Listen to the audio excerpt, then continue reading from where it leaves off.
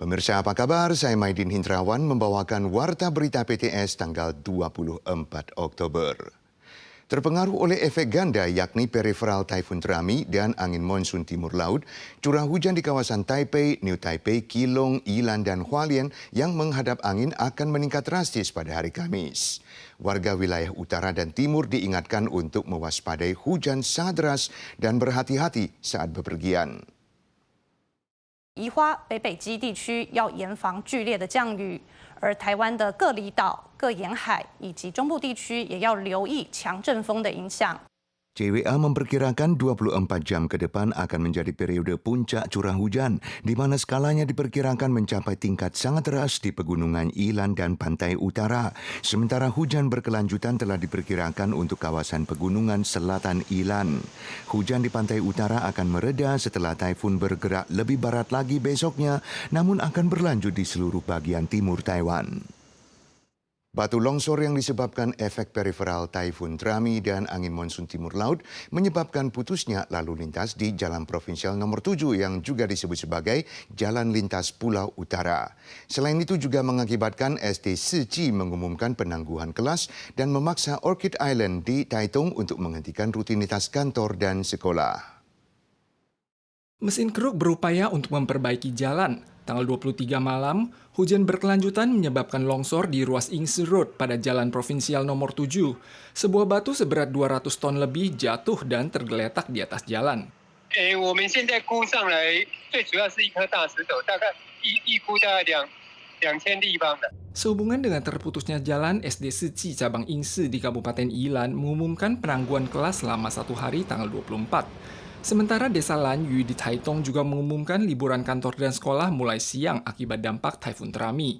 Namun terkait apakah liburan di Yilan kali ini dipicu oleh hujan deras malah menimbulkan kontroversi.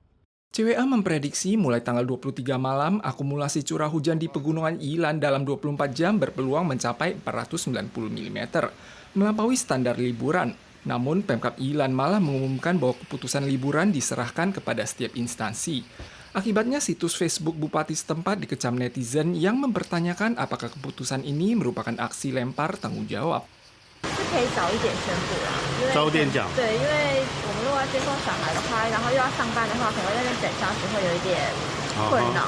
Pemkab Yilan menyatakan iklim area pegunungan mudah berubah seketika. Kantor pedesaan setempat lebih memahami apakah situasi saat itu akan memengaruhi mobilitas ke kantor dan sekolah atau tidak.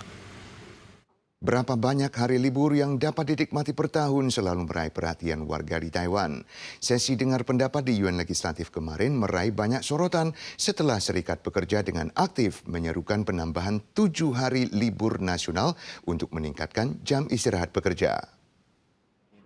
Hari libur di Taiwan saat ini mencakup Tahun Baru, Malam Tahun Baru Imlek, Hari Raya Imlek, Hari Peringatan Perdamaian, Festival Pecun, Festival Kue Bulan, dan Hari Nasional. Selain itu, libur Hari Buruh dan Hari Militer masing-masing selama 1 hari hanya berlaku bagi kalangan tertentu. Belakangan, Serikat Pekerja aktif menyerukan penambahan 7 hari libur nasional untuk meningkatkan jam istirahat pekerja. 我们的工时以及特休的休假日都是国际上数一数二的高跟数一数二的低。那也就是说，我们国人就是要用更多的工时去换取微薄的薪水。 Legislator Partai KMT menyarankan pengembalian 7 hari libur nasional yang dihapus pada tahun 2016 seiring dengan sistem 1 hari libur tetap dan 1 hari libur fleksibel. Legislator Partai DPP mengusulkan hari libur khusus penduduk asli, sedangkan Partai Rakyat Taiwan menyarankan agar Taiwan diliburkan pada hari buruh dan hari guru.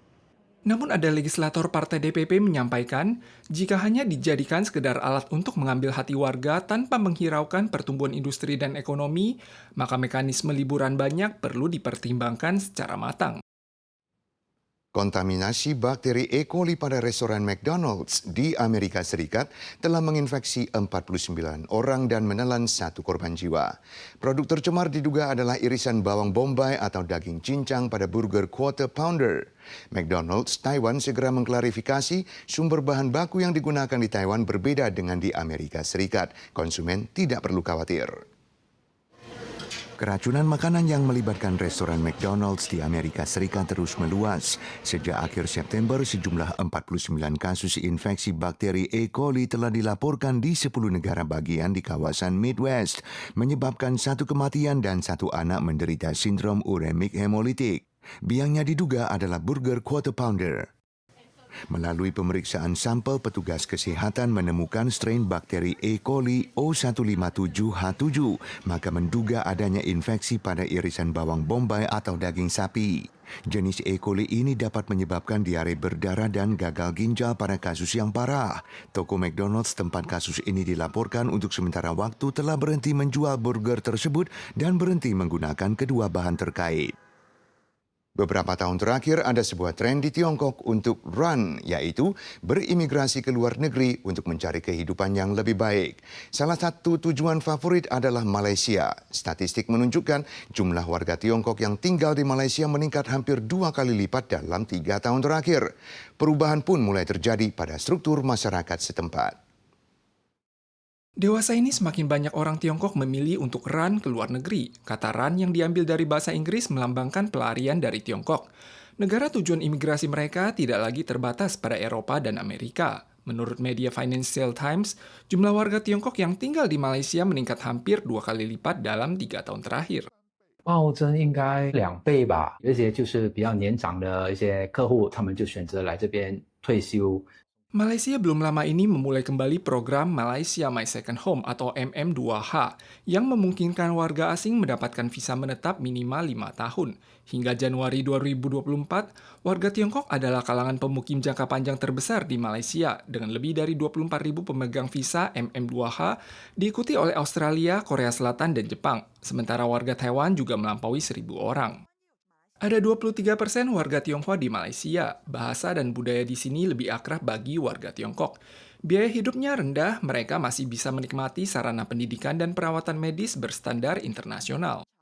Kalangan WNA ini berbelanja di sini namun dilarang bekerja. Walau diharapkan memberikan dampak positif terhadap perekonomian Malaysia, hal ini juga turut menimbulkan perubahan terhadap citra komunitas setempat. 他们买东西就比较没有这样斯文啊，拿好的就拿，不好丢。最近就慢慢已经改善很多了。